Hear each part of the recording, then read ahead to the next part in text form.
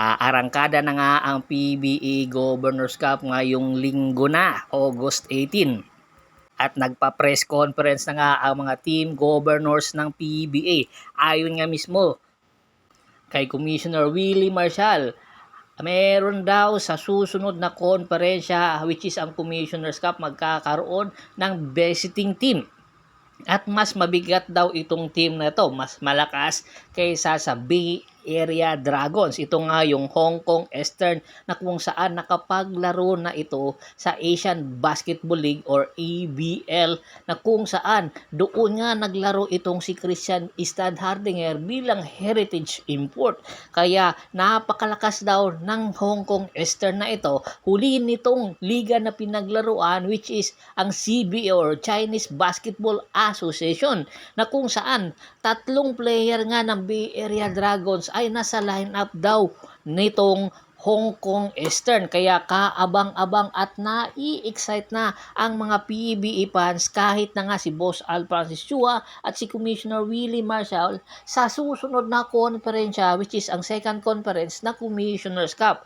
Kaya naman naghahanda na rin ang Barangay Ginebra San Miguel sa mga posibilidad na magkakatapat nila itong Hong Kong Eastern. Alam naman natin kung gaano ka-successful ang Barangay Ginebra San Miguel at ang Bay Area Dragons sa finals, na kung saan umabot nga sa Bukawi, Bulacan ang kanilang venue, na kung saan almost 100,000 na mga fans ang dumagsa. Kaya pala ngayon pa lang ay naghahanda na ang PBA sa mga posibilidad na mangyayari sa second conference. Kaya naman tuwang-tuwa itong si Boss Al Francis Chua na ibinalita ito sa mga fans.